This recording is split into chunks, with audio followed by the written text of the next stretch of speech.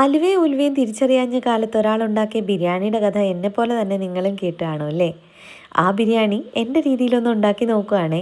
ചിക്കനിലേക്ക് മഞ്ഞൾപ്പൊടിയും ഉപ്പും കുരുമുളക് പൊടിയും മുളക് പൊടിയും ചേർത്തൊന്ന് മാരിനേറ്റ് ചെയ്ത് വെക്കാം. ഒരു പിടി കാഷ്യൂനട്ടിലേക്ക് വെള്ളം ഒഴിച്ചൊന്ന് കുതിർക്കാനും വെച്ചിട്ടുണ്ടേ. ഇനി കാഷ്യൂനട്ടും മുന്തിരിയും നെയ്യിൽ വറുത്ത് കോരിയെടുത്ത് മാറ്റി വെക്കാം. അതേ പാനിൽ കുറച്ച് ഓയിലും കൂടെ ഒഴിച്ചിട്ട് 4 സവാള കനം കുറച്ച് നീളത്തിലരിഞ്ഞത് കുറച്ച് പഞ്ചസാര ചേർത്തൊന്ന് ഫ്രൈ ചെയ്തെടുത്ത് വെക്കാം. ഇനി നെയ്ച്ചോറ് റെഡിയാക്കാം. പാനിലേക്ക് നെയ്യ് ഒഴിച്ച് സ്പൈസസ് എല്ലാം ഇട്ട് കുറച്ച് ഇഞ്ചി വെളുത്തുള്ളി ചതച്ചതും അരമുറി സവാളയും കൂടെ ഇട്ട് നന്നായിട്ടൊന്ന് വഴറ്റിയെടുത്ത ശേഷം കഴുകി വൃത്തിയാക്കി കുതിർക്കാൻ വെച്ചിട്ടുള്ള കൈമാ റൈസും കൂടി ഇട്ട് കൊടുക്കാം. അതിട്ടൊന്ന് 2-3 മിനിറ്റ് വഴറ്റി അതിലെ വെള്ളമൊക്കെ പോയ ശേഷം നമുക്കതിലേക്ക് തിളച്ച വെള്ളം ഒഴിച്ച് കൊടുക്കാം.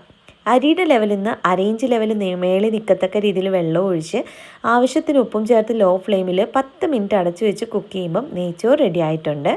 ഇത് നമുക്ക് ഒരു പാത്രത്തിലേക്ക് മാറ്റി വെക്കാം.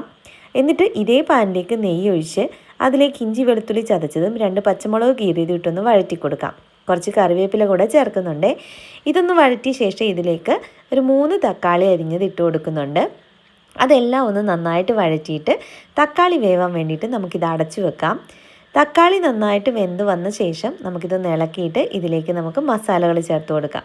മുളക് പൊടി, കുരുമുളക് പൊടി, ഗരം മസാല, ഉപ്പ് ഇതെല്ലാം ചേർത്ത് നന്നായിട്ട് വഴറ്റി പൊടികളുടെ പച്ചമണം ഒന്ന് മാറി വരുമ്പോഴത്തേക്കും നമുക്കിതിലേക്ക് നമ്മൾ മാരിനേറ്റ് ചെയ്ത് വെച്ചിട്ടുള്ള ചിക്കൻ ചേർത്ത് കൊടുക്കാം. ചിക്കൻ ചേർത്ത ശേഷം ഇതെല്ലാം കൂടെ നന്നായിട്ടൊന്ന് ഇളക്കിയെടുക്കണം. ഇനി ഇതിലേക്ക് നമ്മൾ നേരത്തെ കുതിർത്ത് വെച്ച കാഷ്യൂനട്ട് അരച്ചെടുത്തിട്ടുണ്ട്. അതും ചേർത്ത് കൂട്ടത്തിൽ കുറച്ച് തൈരും കൂടെ ചേർത്ത് കൊടുക്കാം. ഇതും കൂടെ ചേർത്ത് വീണ്ടും ചിക്കൻ ഒന്ന് നന്നായിട്ട് മിക്സ് ചെയ്തെടുക്കാം. ഇനി നമുക്ക് അടച്ചു വെച്ച് ചിക്കൻ ഒന്ന് വേവാൻ വെക്കാം. ഒരു 10 മിനിറ്റ് നേരം. 10 മിനിറ്റ് കഴിയുമ്പോഴത്തേക്കും ചിക്കനിൽ നിന്ന് ചെറുതായിട്ട് വെള്ളം ഇറങ്ങി വന്നിട്ടുണ്ട്. ഇത് നമുക്കൊന്ന് ഇളക്കി കൊടുക്കാം. എന്നിട്ട് ഫ്രൈ ചെയ്ത് വെച്ച സവാളയുടെ പകുതിയോളം ഇതിലേക്ക് അങ്ങ് ഇട്ട് കൊടുക്കാം. ഇനി വീണ്ടും അടച്ചു വെച്ച് ചിക്കൻ വേവിച്ചെടുക്കാം. ഇപ്പോൾ ഈ ചിക്കനിൽ നിന്ന് വെള്ളമൊക്കെ വന്ന് ചിക്കൻ നന്നായിട്ട് വെന്ത് വന്നിട്ടുണ്ട് കേട്ടോ. ഇനിയിപ്പോൾ എന്താ ദം ചെയ്തെടുക്കണം. അതിനായിട്ട് ആദ്യം ഒരു ലെയർ റൈസ് ഇട്ട് കൊടുക്കാം. അതിൻ്റെ മേലിലായിട്ട് നമ്മൾ ഫ്രൈ ചെയ്ത് വെച്ചിരിക്കുന്ന സവാളയും കാഷ്യൂനട്ടും റൈസിൻസും മല്ലിയിലയും കുറച്ച് നെയ്യും എല്ലാം ഇട്ട് കൊടുക്കാം. പിന്നെ വീണ്ടും രണ്ടാമത്തെ ലെയർ ചോറിട്ട് കൊടുക്കുക. വീണ്ടും ഈ പറഞ്ഞ സാധനങ്ങളെല്ലാം ഇട്ട് കൊടുക്കുക. വീണ്ടും മൂന്നാമത്തെ ലെയർ ചോറും പറഞ്ഞ സാധനങ്ങളും ഇട്ട് കൊടുക്കുക. ഇത്രയേ ഉള്ളൂ. ഇനി നമുക്ക് ഒരു വലിയ പ്ലേറ്റ് വെച്ചിട്ട് ഇതൊന്ന് മൂടി വെക്കണം. എന്നിട്ട് അതിൻ്റെ മേലേക്ക് നല്ല വെയിറ്റിനായിട്ട് എന്തെങ്കിലും വെച്ച് കൊടുക്കുക.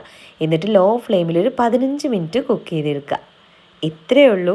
സംഭവം സെറ്റാണ്. തുറക്കുമ്പോൾ തന്നെ എന്ത് മണമാണെന്നറിയോ? ഇനി ചൂടോടെ കഴിച്ചോ. നല്ല അടിപൊളി ടേസ്റ്റാണ്. വീഡിയോ ഇഷ്ടപ്പെട്ടാൽ ലൈക്ക് ചെയ്യാനും സബ്സ്ക്രൈബ് ചെയ്യാനും മറക്കരുതേ. അപ്പോൾ ടാറ്റാ.